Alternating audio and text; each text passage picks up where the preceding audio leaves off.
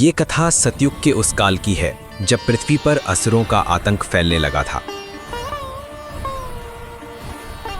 उसी समय एक अत्यंत शक्तिशाली असुर का जन्म हुआ, हिरण्यकश्यप। ये वही काल था जब उसका भाई हिरण्याक्ष पृथ्वी को समुद्र में डुबो चुका था और तब भगवान विष्णु ने वराह अवतार लेकर पृथ्वी को बचाया था। भगवान विष्णु ने हिरण्याक्ष का वध किया और संसार में पुनः संतुलन स्थापित किया। परंतु यही घटना हिरण्यकश्यप के हृदय में घृणा और प्रतिशोध की अग्नि बनकर जलने लगी। वो अपने भाई की मृत्यु को भूल नहीं पाया।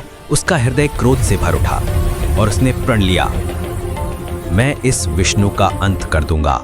अब संसार में सबसे बड़ा, सबसे शक्तिशाली केवल मैं रहूंगा। कोई देवता, कोई मनुष्य, कोई भी मुझे रोक नहीं पाएगा। इस संकल्प के साथ हिरण्यकश्यप ने घोर तपस्या आरंभ की। उसकी तपस्या इतनी तीव्र थी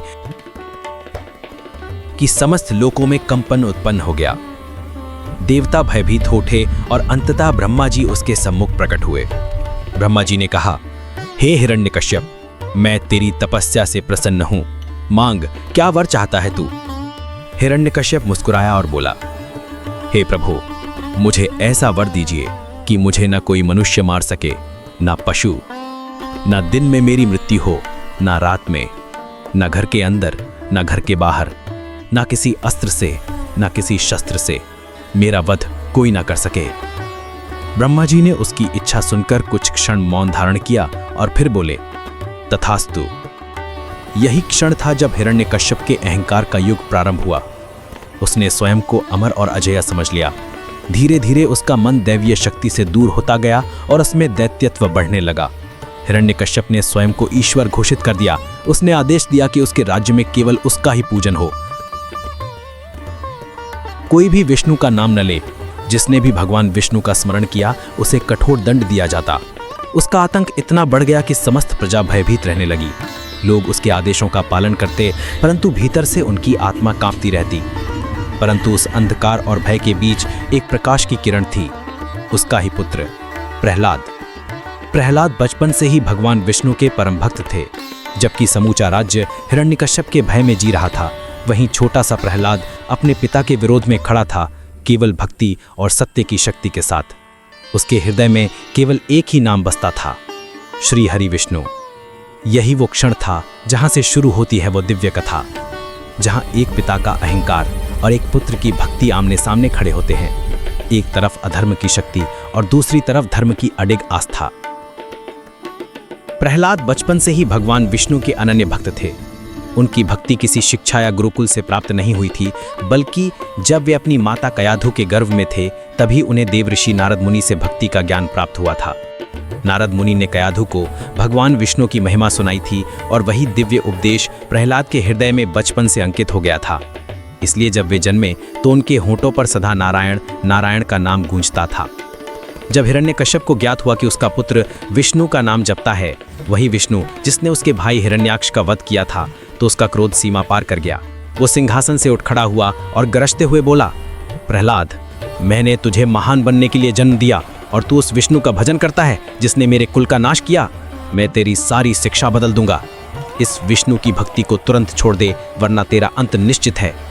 लेकिन प्रहलाद ने अत्यंत शांत स्वर में कहा, पिताजी, भगवान विष्णु ही इस सृष्टि के पालनहार हैं।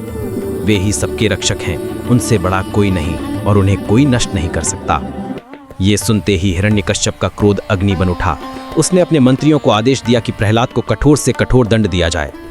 पहले उसे विष दिया गया, परंतु वो प्रसन्नता से विष्णु विष्णु जपता रहा और विष उसका कुछ न बिगाड़ सका। फिर उस पर विषैले सर्प छोड़े गए, पर वे भी उसके चारों ओर घूमते रहे, मानो किसी दिव्य आभा से बंधे हों। फिर हाथियों से कुचलवाने का आदेश दिया गया, लेकिन हाथी भी उस बालक के पास पहुंचते ही शांत हो गए। हर बार हिरण्यकश्यप को लगा कि अब प्रहलाद समाप्त हो जाएगा, परंतु हर बार भगवान विष्णु अदृश्य रूप में अपने भक्त की रक्षा करते रहे। आखिरकार हिरण्यकश्यप ने अपनी बहन होलिका को बुलाया। होलिका को ब्रह्मा जी से ये वरदान प्राप्त था कि वो अग्नि ने नहीं जलेगी। हिरण्यकश्यप ने कहा, होलिका, तू प्रहलाद को अपनी गोद में बिठाकर अग्नि में जा। तेरे वरदान से तुझे कुछ नहीं होगा और ये बालक भस्म हो जाएगा। होलिका सहमत हुई। अग्नि प्रज्वलित की गई। प्रहलाद गोद में बैठा भगवान विष्णु का नाम जप रहा था, ओम नमो भगवते वासुदेवाय। अग्नि की लपटें बढ़ती गई, पर तभी एक अद्भुत घटना हुई। होलिका का वरदान निष्फल हो गया। वो स्वयं जलकर भस्म हो गई, जबकि प्रहलाद अग्नि से सुरक्षित बाहर निकल आया। देवताओं ने आकाश से पुष्प वृष्टि की और गगन गूंज उठा, जय विष्णु, जय प्रहलाद। हिरण्यकश्यप ये देखकर क्रोध से कांप उठा। वो प्रहलाद के पास गया और दहाड़ा, कहाँ है तेरा भगवान प्रहलाद? दिखा मुझे, क्या वो इस स्तंभ में भी है? प्रहलाद ने बिना भय के शांत और दृढ़ स्वर में उत्तर दिया, हाँ पिताजी, भगवान हर जगह है, इस स्तंभ में भी, हवा में भी, जल में भी, अग्नि में भी। वो हर जीव में बसते हैं। ये वाक्य सुनते ही सृष्टि जैसे हिल उठी। वातावरण में एक अद्भुत कंपन फैल गया, धरती कांप उठी, दिशाएं गरजने लगी। और यही वो क्षण था जब प्रकृति स्वयं किसी महान रहस्य को जन्म देने जा रही थी, नरसिंह अवतार के प्रकट होने का क्षण। हिरण्यकश्यप प्रहलाद के शब्द सुनकर क्रोध से पागल हो उठा। उसके हृदय में अहंकार और अविश्वास की ज्वाला भड़क उठी। उसकी आंखों में आग थी और वो चिल्लाया, यदि तेरा भगवान हर जगह है तो क्या वो इस स्तंभ में भी है? इतना कहते ही उसने अपने हाथ में रखी तलवार को उठाया और क्रोध में भरकर महल के विशाल स्तंभ पर प्रहार कर दिया।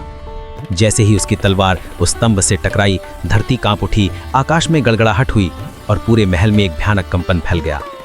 उस स्तंभ से गर्जना निकली, इतनी भयानक, इतनी तीव्र कि मानो पूरा ब्रह्मांड भय से सिहर उठा हो। और तभी उस स्तंभ को चीरते हुए प्रकट हुए भगवान विष्णु के महाअवतार नरसिंह।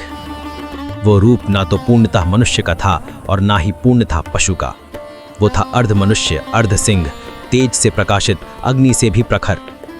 उनकी आंखों में क्रोध की ज्वाला थी, केश अग्नि के समान फड़फड़ा रहे थे और गर्जना से दिशाएं गूंज उठी थीं। ये वही नरसिंह अवतार था जो केवल एक कारण से प्रकट हुआ था, अपने भक्त प्रहलाद की रक्षा करने के लिए और अधर्म का अंत करने के लिए। हिरण्यकश्यप भय और क्रोध के बीच खड़ा था, पर अब उसका अंत निश्चित था। भगवान नरसिंह ने उसे पकड़ लिया, न घर के अंदर न घर के बाहर, बल्कि महल की दहलीज पर। वो समय था न दिन का न रात्रि का, बल्कि संध्या का, वो समय जो न दिन माना जाता है न रात्रि। भगवान ने किसी अस्त्र या शस्त्र का प्रयोग नहीं किया, क्योंकि हिरण्यकश्यप ने वरदान में यही मांगा था। उन्होंने अपने नखों यानी नाखूनों से ही उस असुर का वध कर दिया। क्षण भर में हिरण्यकश्यप का अहंकार चूर चूर हो गया। वो जो स्वयं को ईश्वर मान बैठा था, आज सच्चे ईश्वर के हाथों अपने अंत को प्राप्त हुआ। भगवान नरसिंह का रूप भयानक था। उनका क्रोध इतना प्रचंड था कि देवता तक कांप उठे। पूरी सृष्टि में एक असीम ऊर्जा फैल गई थी, जैसे काल स्वयं धरा पर उतर आया हो। देवता और ऋषि मुनि एकत्र होकर भगवान से विनती करने लगे, हे नरसिंह देव, कृपया शांत हो जाइए, अधर्म का अंत हो चुका है, अब संसार में शांति लौटने दीजिए। पर भगवान का क्रोध शांत नहीं हुआ। तब छोटा बालक प्रहलाद आगे बढ़ा। वो निडर होकर भगवान नरसिंह के चरणों में झुक गया और प्रेम पूर्वक बोला, प्रभु शांत हो जाइए, आप मेरे पिता हैं और मेरे रक्षक भी। आपने धर्म की रक्षा के लिए अवतार लिया, अब कृपया अपनी कृपा से संसार को फिर से संतुलित कीजिए। प्रहलाद की वाणी में वो भक्ति थी जो किसी भी अग्नि को शांत कर सकती थी। भगवान नरसिंह ने धीरे धीरे अपना क्रोध त्याग दिया। उनका मुखमंडल शांत हो गया और उन्होंने अपने भक्त को वरदान दिया, वत्स प्रहलाद, तू सदा मेरी भक्ति में अडिग रहेगा। तेरा नाम युगों युगों तक लिया जाएगा और तू धर्म का प्रतीक बनकर अमर रहेगा। इसके बाद भगवान नरसिंह अंतर्धान हो गए और सृष्टि में पुनः शांति स्थापित हुई। देवताओं ने आकाश से पुष्प वृष्टि की और समस्त दिशाओं में एक ही स्वर गूंजा, जय श्री नरसिंह देव, जय भक्त प्रहलाद।